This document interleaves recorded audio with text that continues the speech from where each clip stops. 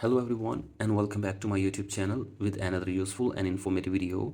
So guys, in this video I'm going to show you how to fix verification failed could not communicate with the server.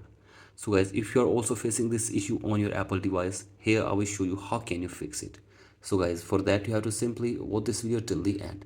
So guys, the very first solution for this problem is you have to simply make sure that your internet connection is working properly. So guys, drag down your control center and check if your internet is working properly or not. And if the internet is working properly, then change your internet for some time and check if the problem is fixed or not.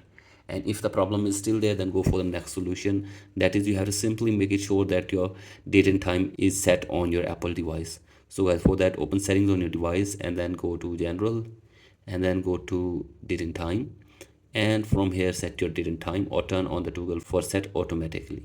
So guys, do this, and after this check if the problem is fixed or not. And if the problem is still there, then go for the next solution. That is, you have to simply scroll it below and go to VPN and device management and make sure that there is no connected VPN on your device.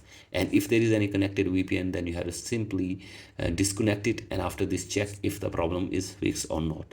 And if the problem is still there, then go for the next solution. That is, you have to simply restart your device for one time.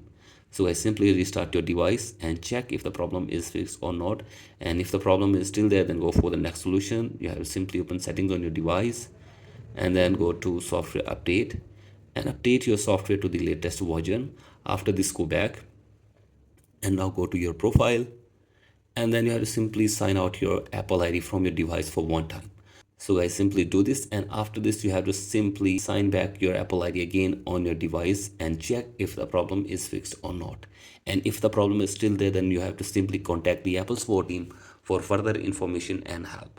So guys, hopefully they will try to fix this problem for you within 24 hours. So guys, that's it for today's video. Hope this video helps you. Please like and subscribe to my YouTube channel as well. Thank you.